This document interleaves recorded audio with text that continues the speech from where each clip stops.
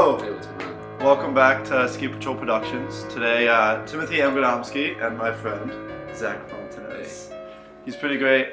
We went to University of New Haven together, and we did a lot of shows, and luckily we're still friends, so that's good. For now. For now! Until he gets me on a couple more of these and stops calling. One more episode and then I'll be done with you. Yeah, right. This is my 5-year plan. Hey, this is a record. So we were trying to figure out our topic for today, and usually I just kind of like improv it, and I told Zach that, and so we sat here for a long time trying to come up with an idea, and we didn't. And we're going to do it for about 5 more minutes and watch this.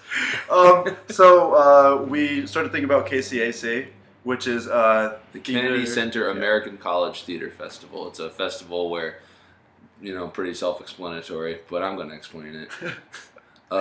Theater programs from colleges across America. I don't know if not American colleges do it. I would assume not, but I'm not sure. Yeah, American colleges.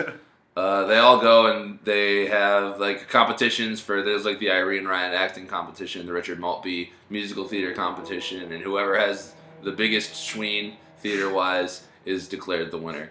Yes. And Zach got really close. I got pretty close. Greatest. I had the third biggest schween. I remember me, Zach, and Greg were at Taco Bell. We left to go get Taco Bell, and we were sitting there, and Chessa called, and she was like, "Where the hell are you?" His sister called him, like, "Where the hell did you go?" Yeah. Because they got the announcement at the hotel. I made it to the next round. I was the first person from University of New Haven who made it to the next round in the Kennedy Center. And that was pretty rad. I was so glad to be there in that moment. And that's still my biggest accomplishment. Almost making it big. I got a tattoo of it right here. You want to see? Oh, gosh. So we were talking about it, and we remembered that we saw a show there called Passing Strange. I think it was on, not this production, but it was on Broadway or it was either on Broadway or very near it for a while. It's written by the musician Stu. I'm not super familiar with Stu's work, but it's, I guess, semi-autobiographical. It takes place in Berlin, right? For a time, yeah. I think he grew up... And he grew up somewhere else. Yeah. I think it was America. Somewhere in America. Sure. I want to say, like... Illinois. Peoria. It was somewhere normal. Yeah. Like, he had a pretty normal suburban life, I think. And then he went to Berlin. It was kind of a neat show. Not a lot of people seem to enjoy it, but I mean, like, I really liked it. Like, the music was good. Like, it was punk rock type music, and the story had some funny moments, but definitely some weird and uncomfortable moments. There's I think it's Berlin, where he like joins up with an art commune, and a very community. And it's exactly what you'd expect from an art He does commune like weird Berlin. minstrel show stuff, and I think it's supposed to be about capitalism. But this was years ago, and I was kind of like trying to process a lot going on. Yeah, it was a very interesting show, so it's always stuck in our memory, and it comes back at the weirdest times. And then also at KCAC, we saw this very short show that I do not remember what it's called, unfortunately, but it was about mimes. And there was a painting. Was the mime stole the painting from... Well, they discovered the painting, right? I think so, yeah. So they found a crate. Oh, that's what it was. The mime, like, boyfriend and girlfriend, or husband and wife, found a crate in the road, I think.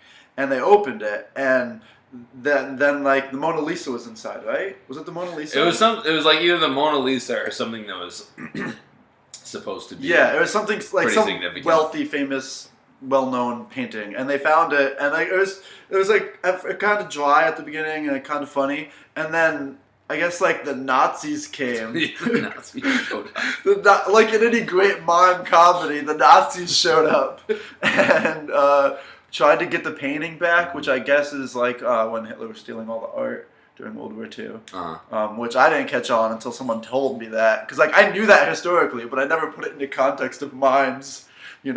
So, but that show was hilarious. Like, there were some Scooby-Doo chase scenes. Yeah, they just outwit them through a series of Home Alone-esque buffoonery. Of mimes and Nazis running on stage. There was some dancing. What else do you need? Like, that was a really great moment in the show. I remember there was like a dance-off of the mimes and the Nazis, of like, to hits, like, early 2000s hits. Like, there's some Britney Spears and some like Jay Timberlake and stuff like that. And it was like so, oh gosh, it was so enjoyable though. There was nothing bad about it. It was just a happy time sitting there. Yeah. And it serves a very poignant point about when there's dictators in power. One of the first people they're going to go after is the artists, because people who make art that isn't just giraffes running around with their wieners hanging out, like me, they pose a real threat to the forces in power. Yeah, anytime. Yeah, I mean, I don't think we've seen too much of it now. I know there was that one guy a while ago that was shouting at Hamilton.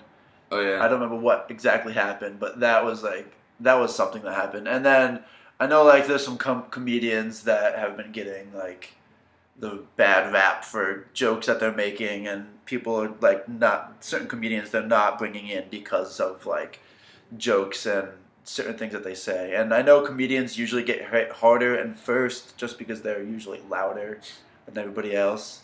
And jokes offend people more often than plays do because, and movies too, but plays just because sometimes the insult in a play is less obvious. Right. They'll write a whole play about how terrible, like, let's say the president or a senator or someone is, and they might not get it.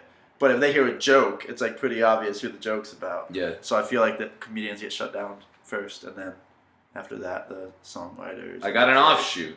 I don't know if I like Ubuwa as much as I would like to like Ubuwa. Because I feel like it's more poop jokes than I bargained for. I mean, the first word is merde. Yeah, which right. is shit in French. Yeah, but it's great. That's great. I like that. That was, and Steve Luber, who was the theater director at UNH for a time, did a reading of it, I think, right after the president became president. And that was fun. I like that. I wish I could have been there. Then I saw a production. This, again, I don't know if this is like a production thing or a play thing. It's probably a production thing. But I just wasn't, I don't know, I wasn't buying it. Yeah, I read it in Jessica's class. Jessica Brader was another professor that we had at University of New Haven. Yeah. And we read it in her class. And I liked it. It seemed really dry, but at the same time, I read a lot of plays, and reading it, it's like, okay, well, I read a play. It's a very different thing than but being able to see it, I'm sure seeing it. I mean, we watched. You were in that class with me, right? Yeah. We watched a portion of it, if not the whole thing. Right. And it was funnier. And that was good. I like that. It was very odd. It was very absurd. It varies from production to production. And when I tried staging it for a little bit, and she told me to make it more disgusting.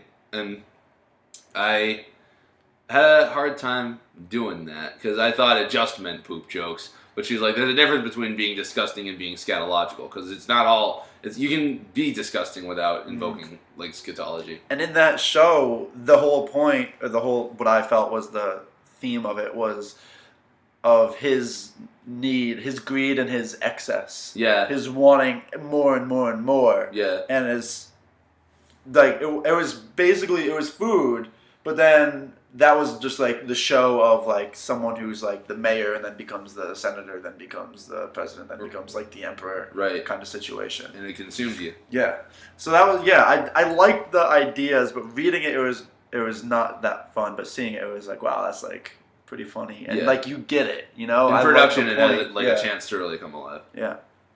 Exactly. Okay, let's see. What else were we going to talk about?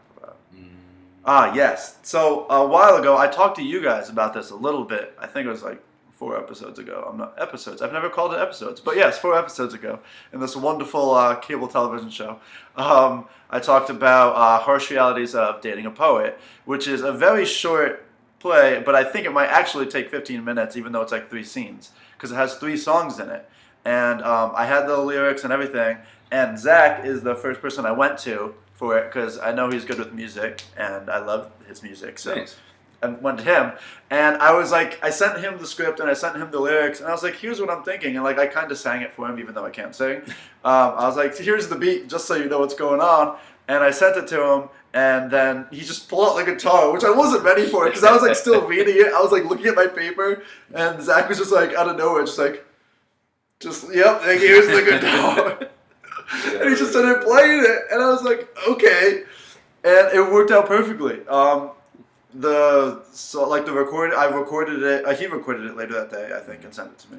And And the first time he played it, like I was like, well, that's great. And Zach was like, oh, I don't know if you want it to be guitar, but it's what we have right now. And I'm like, maybe I do want it to be guitar because like it kind of fits perfectly. Yeah, who knows? And yeah, so cut down on labor that way. You have to hire fewer musicians. Just get one dude up there on stage, full-size band, just taking a nap, and then when it's time to start the show, you just throw a rock at him. But yeah, so like, and then I got those recordings, and I sent it to Matt Hodelek. Yeah, because I'm not that good with music. A sound person, sound designer, and such. I'm sure he does other things. Yeah. But he's in the sound field of theater. He's in Group B. And he's in Group A. He is currently working on writing it out because I don't know how to do that, and Zach can kind of do it. But Matt knows how to do it. I need someone who can do it well.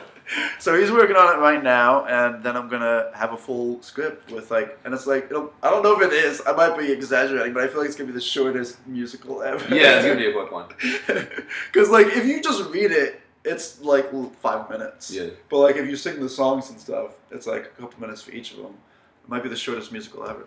But Zach's name will be on it because he like did stuff, and then Matt's name will be on it because like he actually wrote it. Right. And my name will be on it because I had the idea and I like wrote the words. So, but yeah, so that's something that maybe I'll be able to share something with you guys in the future. I mean, it's just a couple minutes, so we could even do like we did with Harmony Lake, except actually in a location. Possibly in the future. But if not, oh well, we lied to you. You got punked. But that's all we have for today. So thank you, Zach. Thank you for having me. And thank you for having us. And we'll see you next week. So Feel blessed. don't forget to subscribe and like us. Thank you. Peace out.